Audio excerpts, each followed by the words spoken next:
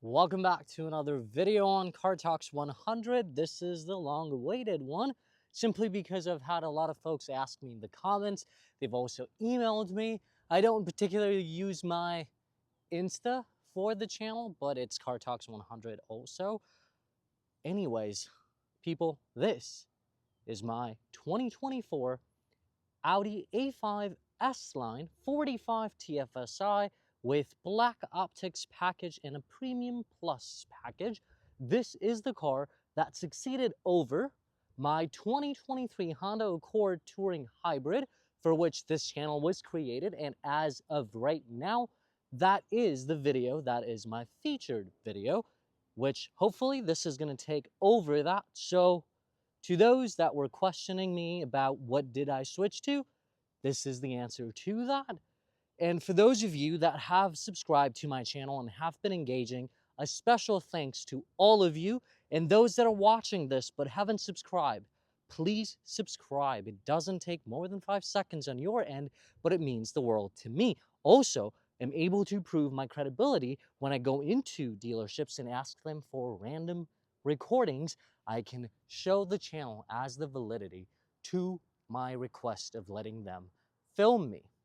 That being said, if you've seen any videos on my channel in the past that were about my outgoing Accord, you know the story, and I will be going through this overview as a story for the most part. So if you are someone that's brand new to my channel and is watching this as a review, please note this is going to be both.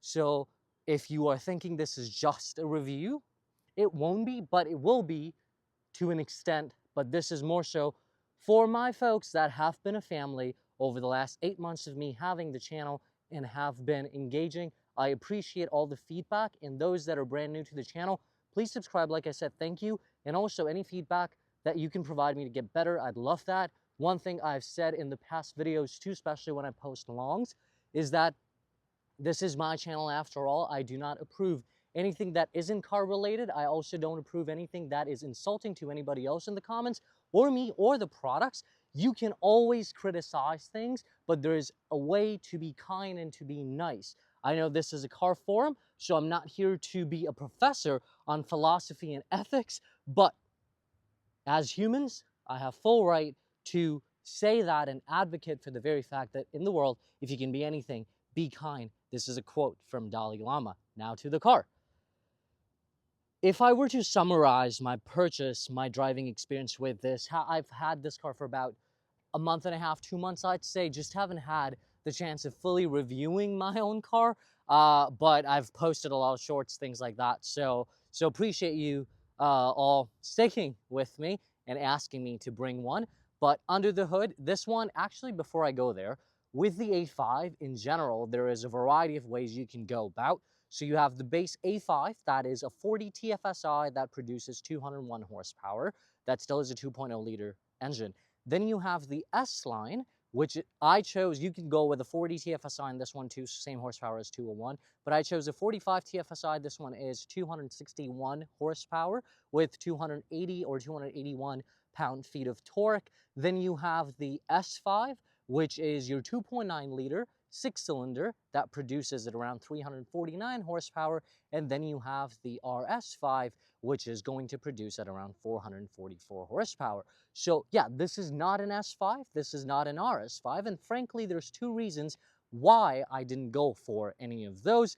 This is also brand new, so I'll tell you why I didn't go for a used one, knowing, well aware of the fact that any German brand, any premium brand, except give or take Lexus, I'd say, depreciates, right? But there is a reason, first and foremost, why did I buy brand new? And I really don't want any argument on that reasoning, simply because peace of mind was one of the major factors for me going from a Japanese car or Japanese brands from ever since I've had my driver's license, standing at a whopping 29 years old. This is the first time I actually bought a German car, so I wanted to be very safe with the play. I have this car covered bumper to bumper with the extended warranty on it through 2030. I can extend that too. So I played as safe as I possibly can. I wanted to test out the German engineering that everybody talks about, the German handling, and the fact that this car brings me a lot of smiles. I wanted to test it out.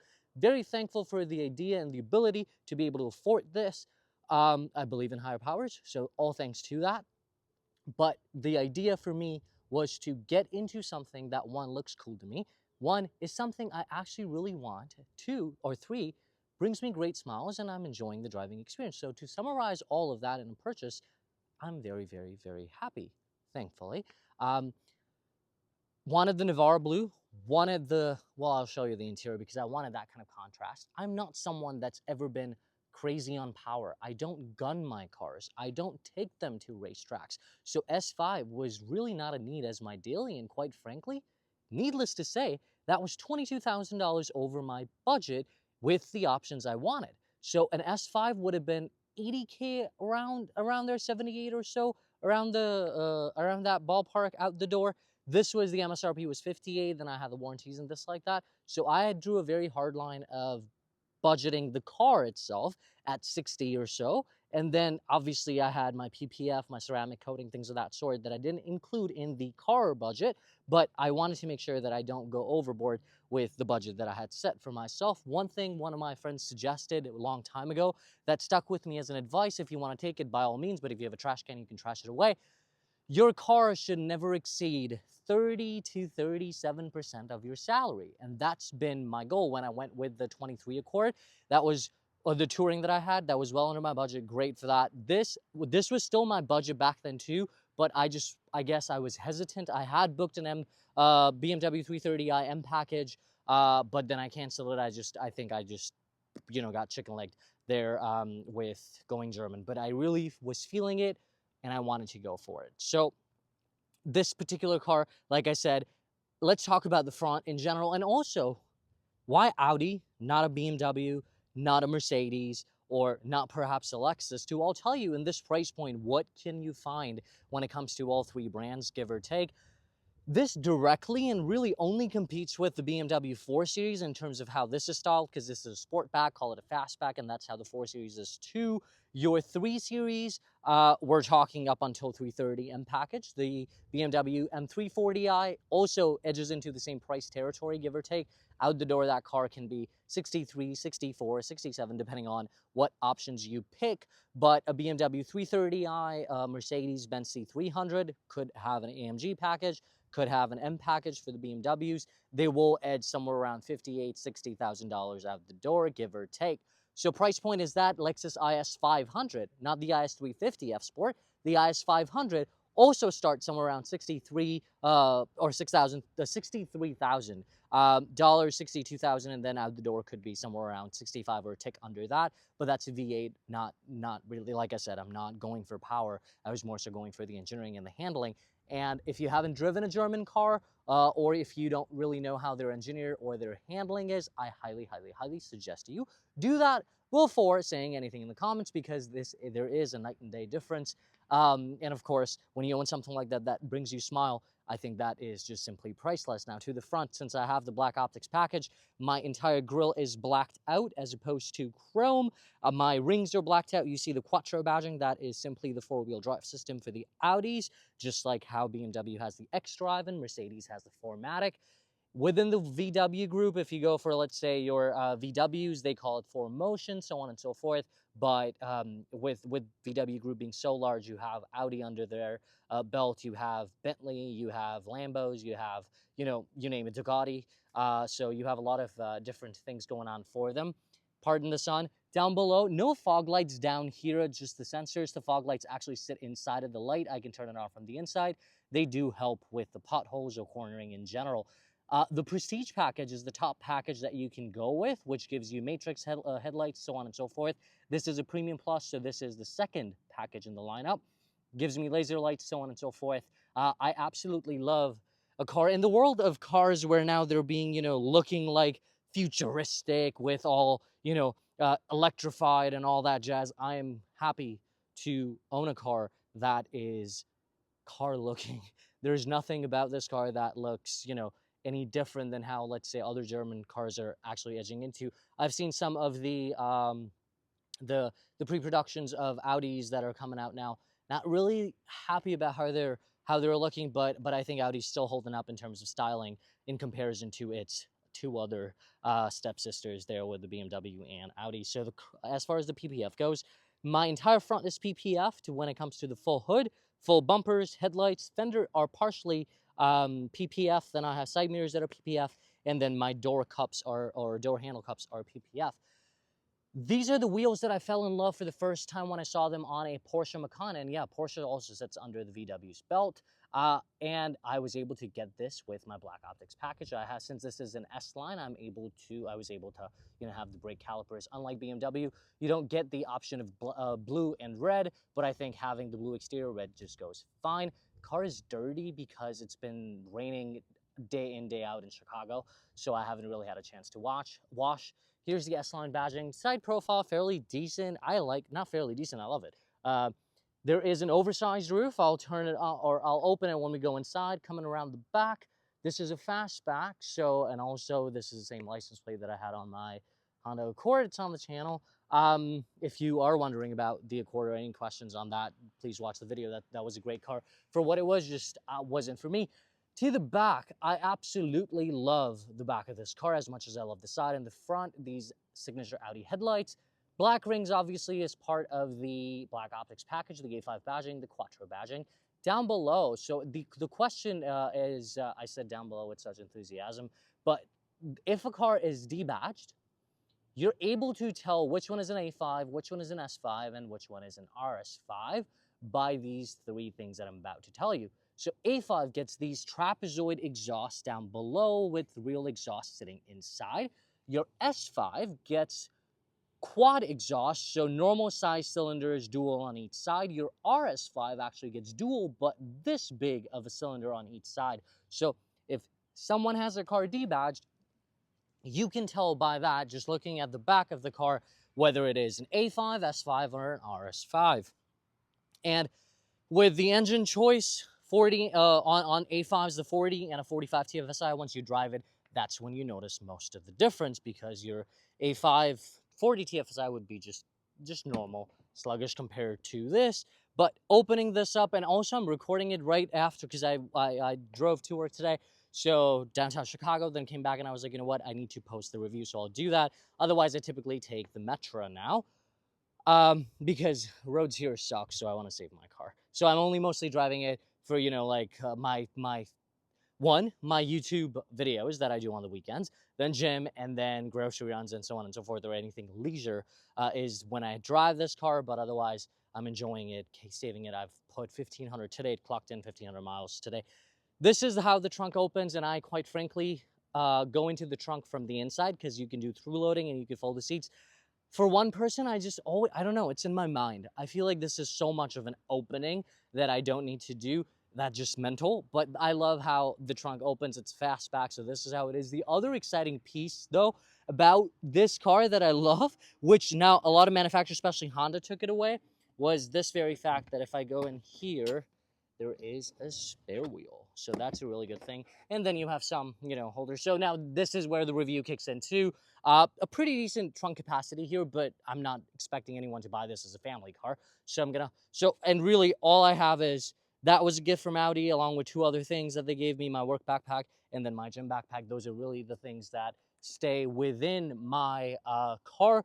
Coming around to the side, you've seen the other profile. I need to get the tints a little darker because when I bought it from Audi, they had tint on this already, which I was like, why do you guys have tint? And they were like, oh, it's part of the package. And they were charging me $4.99 for it. So I tried hard and I was like, no. And I also made them give me $100 credit just on the tints back, because the removal of this is $100 for me to go with 20%. These are like very legal 35%. So I made them, shave that 100 for me there. And I just haven't dropped it off for tint, because the place I got the PPF and ceramic, they were doing tint a little more expensive than I had expected. So I said, you know what, I'll take a look at it at some other time. So going on the inside, but before I do, I don't think I'm missing anything that I should have talked about. Actually, these wheels, by the way, are 19 inches. Let's take a look at the number if you're wondering. They're the same front and back, 255/35 R19s. But you could also, the S5 has the 20 inches, and those, I really like those rims too, actually, but I love these rims. Going on the inside, like I said, I chose this particular contrast simply because it goes well to my eyes, and it does generally with a contrast of blue and gray. I could have paid $500 more to get the S interior, but I didn't want to do that for two reasons. One, that would have changed the color from gray to black, and two, this is not an S5, so I don't want the impression when I get in that, oh, I drive an S5. I don't. That car is reserved for what it is. If my next one want to be an S5, I want to enjoy what the S5 actually brings to that. I just wanted the styling and then the chrome bits gone, so I chose the S-Line. Now, this is the door panel. There was a few things that I wanted in the car, be it this one or be it the BMW 330i, which was power folding mirrors, so on and so forth. So I got that. What I do find funny though is the child lock. Each window has its own, which is kind of cool. So let's say if you have two children in the back, one is older, you don't have to lock for the other one, and then if the other one's not that old, you can lock that. But they also don't go that far down. So your side mirror controls are here. They're heated. They do fold in upon lock, and then your adjustments. It has the Bang & Olufsen if you go for the Premium Plus package. They also threw in the mats. I'm gonna change it. I can't find on WeatherTech for this, and I've been looking for it, so I'm gonna order that before winter hits. So there's that.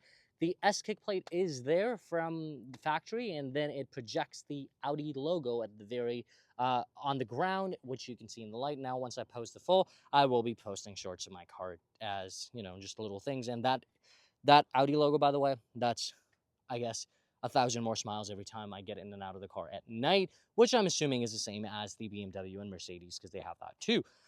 The other thing that I really like, now that I'm not sitting in traffic all that much, because like I said, I started taking the Metro, so that's a blessing, but it has the thigh support, which I love when you sit in traffic.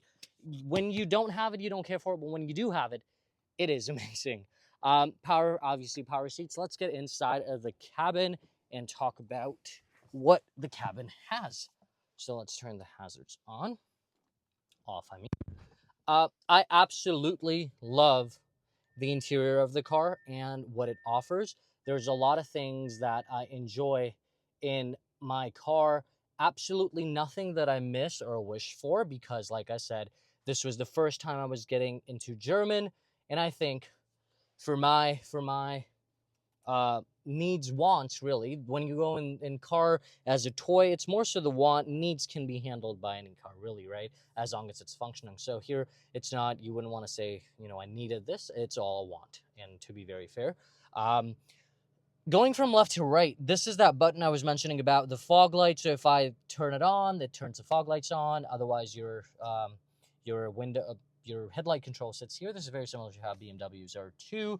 And then this cubby right here, you see I have actually a toilet paper in here, because there's really no other place that I wanted to stow napkins, unless I get the folded ones. But this cubby is actually as deep as the entire dash. Why? Because the car doesn't really have that much storage on the front that would otherwise compensate for that. And I'll show you why that is so deep in just a sec.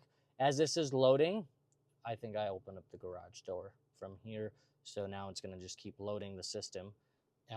Let's see if this can... So we'll give it some time. But then going from there to here, down below, I do like the idea of this being, you know, all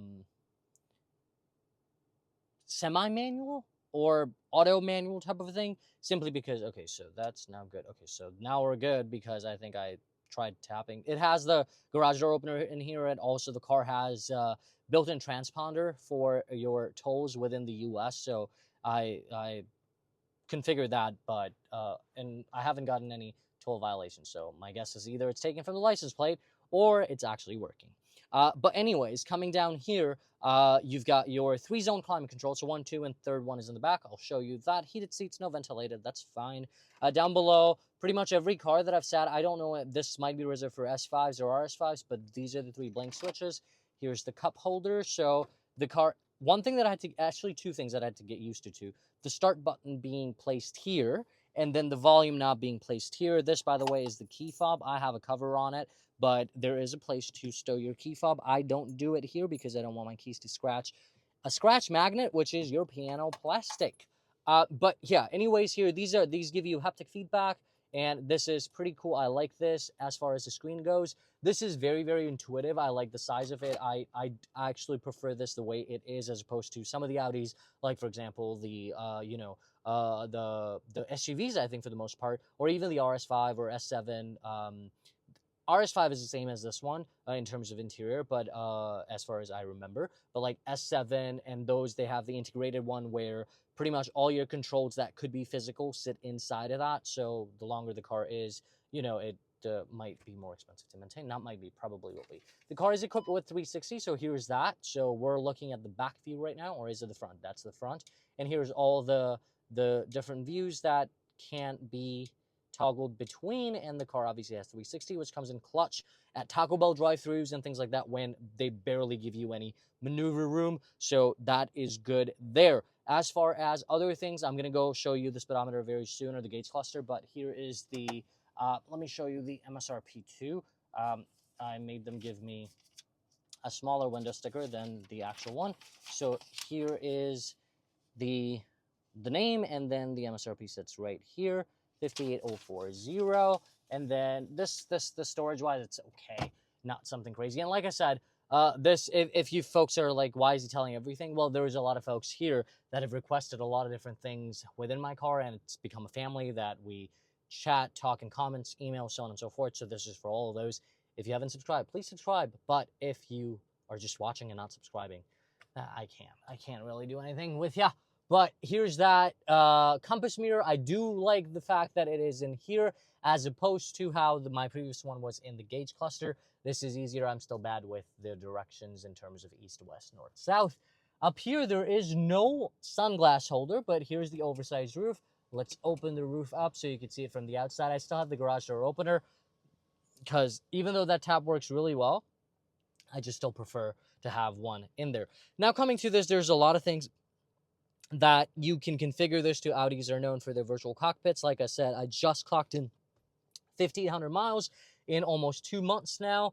Gas mileage, yeah, I don't like it's a 4-cylinder, it's fine. But if you want to see my last gas mileage, here is that. But I've been able to get, and that's if you drive like an F-Hard, which I did today, because there was really not that much of a traffic coming back from downtown into the burbs. So I did what I wanted to do with the car. I was even using paddle shifters. But otherwise, I've been able to, my best in the month and a half has been about, I think, 36 miles, 37. So not bad at all. But I'm coming from, let's say the hybrid was my past one, so no comparison there. And then as far as my previous, before the hybrid was, and I still own that 2016 Honda Accord as my daily. In fact, I took a trip to Canada where you saw a lot of my shorts, and that's when I drove my 2016 there too. So similar mileage to that, so not that bad. It has 3 different driving modes, 4. So if you count the individual, I usually always keep it in dynamic sport. So here's that, but here's your virtual cockpit. There's a lot of configuration you could do. You can even switch how it looks. Yeah, the car doesn't have heads-up display in the Premium Plus, Premium Prestige, or Prestige gives you that. But I do like where, if I put it in this view just for giggles, the speedometer sits here, and I drive with my hand on 12, so I can always see the speed. So no issues there. Paddle shifters here, your wiper and your headlight stocks there, and then your cruise control sits here. Here's how the steering wheel looks. No flat bottom. I do like that the heated steering wheel button is not here, but instead is here. So I can always drive if I wanted to like this. No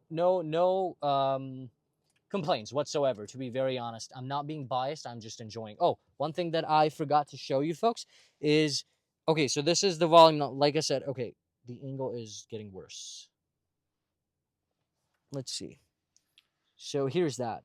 Now, that's where the volume knob is. You could do the track here in and out. This is the gear lever, and then this is where your other the cubby that I talked about. This is why that cubby is so big, that here there's not much space. So your wireless charger sits here, your USB-C sits here, and then I don't know, pen holder or whatever. And then this is adjustable, so you can have different heights for this thing if you ever need that, which I don't get why, but here's that, and then it extends too. So that's that. That sums up the front. And cup holders, I don't mind the way there is, because I don't ever plug anything into that USB drive. So let's switch the car off. I don't plug anything in there, so that's there. So it doesn't bother me. As I get out of the car, we go back in the back seat. Here's that oversized roof, not a panel, which is fine.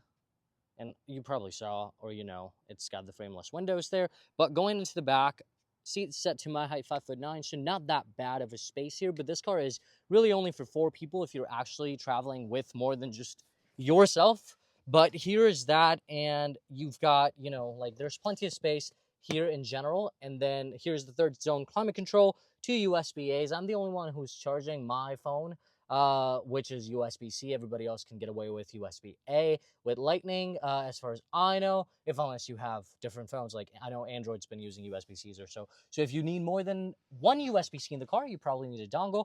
But if you are an iPhone 15 user, then I think you should be good with one USB-C. I love this about the headrest, but that's there. And then here's the back. So your ISOFIX cover. So if you have a child and you're getting this, you can probably get the car seat in pretty easy. Like I said, there's through loading, but first let's take a look at the cup holders. So if you do first down, here's your cup holders for the back passengers, including one each in the dorsal, and then the through loading is through here, and you can get in the back this way. All 3 seats will fold from the inside as well. Nothing crazy in the back other than having a lot of coat hooks, so on each side, which is kind of cool. So 4 in the back, for that matters, and I'll climb out. And we will summarize this. So hopefully, if you've made it this far in the video, thank you very much for watching. Hopefully, this gives you, and now I'll start bringing more POVs of the car. We'll answer any questions. If you are in the same boat as me, where you want to go German, but you are questioning it in terms of reliability, this, that, let me tell you this. Do not mistake the cost of maintenance for reliability of any car. When you, and again, as many people as there are in the world, including myself, the more tongues there are, the more mouths there are, the more opinions that people give, and that's how we just are as humans. So, that being said, if you are in that kind of, you know, like limbo thing where you don't know, test it out for yourself. Put your budget down on the same sheet with all your expenses. If you have a house that you pay mortgage on, if you have children, if you have student loans, if you have other things, you're helping other people, this, that, break it all down and then see what car you can afford comfortably and go for that car. Why did I go for a used one? I answered that in the beginning too, and I'll answer it again now. I did not want to go through the stress of jumping into German brands as first. From the history we know, okay, they break down, this, that. But there's also part human that doesn't always play their role in terms of maintaining it. The other thing, when I say maintaining, it's not just affording the price of the car or the payments of the car. If you cannot afford the maintenance of the car, you cannot afford the car, simply put. Now ask your mechanics if you're going for a used one. You can find these used with great depreciation just in general. BMW, Mercedes, Audi, whatever the case may be, but then have your mechanic check. Quite frankly, I started with a used search and I was able to find some with $15,000 less, $15,000 less, $18,000 less. But then when I had my mechanic take a look at them, Carfax was checking off just fine. I don't want to say Carfax is a scam, but that was intentional. So don't think I was going to edit that out. But do run the Carfax. However, don't rely on it because you need an expert, which is your mechanic, which is the auto body guys for the auto body part and this, that, to make sure that the car actually checks off. Some of the cars that I was looking at, 2021 A5 S-Lines or 2022s with maybe 20,000, 25,000 miles on it, a door painted, something effed up in the back, which you can't see unless they go under. Because if you're buying it from, you know, let's say the Audi dealership or anything like that too, a used one, they don't let you lift the car. They don't let you drive the car off the lot, which is fine. So you got to be extra vigilant when you are actually buying a used one. With the new, like I said, peace of mind, I got the extended exclusionary warranty for 10 years and including bumper to bumper through 2030, and I can extend that too. But overall, yeah, I knew exactly what I was getting into. I was coming out of very, very reliable cars because they were, yes, of course, cheap to maintain, so on and so forth, but I was ready to move out of that, and so I did. Now, again, like I said, cars, these are toys, these are wants, these are not necessarily going into, like, you know, fun stuff. They're not needs, to be very, very fair, right? No one needs a fast car, if unless you're just, trying to either chase somebody or getting away from someone that's chasing you. You'd be okay with everyday car, right? So if you are choosing something that is fun, spend your money in the way you can and whatever you can afford. There's always, and one other thing that I want to mention here too, keep in mind, there's always a better car than the car you drive, including myself. I love this car, but there is an S5. Then those that are driving the S5, there is an RS5. Then those that are driving the RS5, there is S6, there is S7, RS7, so on and so forth. Point being, if you drive a McLaren, there's a Bugatti too. So if you go in that race, you will never win, if unless you're working towards it, and every time you go for the next better one, and that's how it should be. But my suggestion, my advice, my opinion is this is not a race, right? This is not a race. Do what you got to do. But like, obviously, so being at 29, right, there were other priorities that I had before I would spend this kind of money on a car. Simply put, where I bought the house, okay, now I own a house, great. I paid my student loan, great. Now I can play with this, which is why for 8 years I was driving my 2016 Honda Accord. Then I moved into the 23 Honda Accord, play safe there. But I just wasn't enjoying where my money was going. So I was like, you know what? Before it depreciates even more, because it's going to get older, I'll get less money out of it, I'll trade it in. And also, don't trade your car in for a next car if you have negative equity. That's another thing. Thankfully, I didn't have any negative equity. I actually got a very decent price point on it. If you guys are wondering, I got $33,200 on my trade-in of the 23 Accord Touring Hybrid after I put 10,286 miles on it with 2 windshield chips.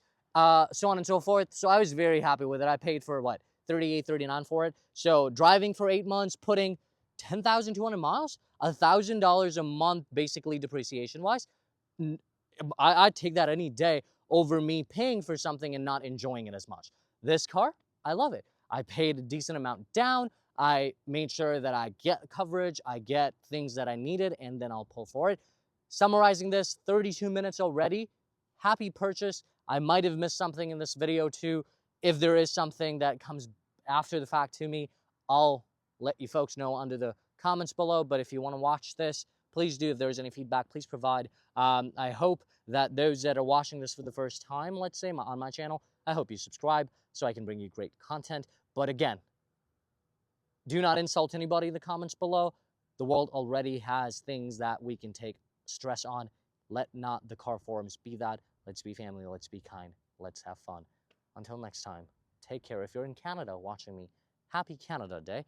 If you're in the US watching me, happy 4th of July. If you're anywhere in the world and whatever is coming up for you this week, that is a holiday. Happy that holiday to you. Otherwise, have a great week, everybody. I'll see you over the weekend with some new shorts. Take care.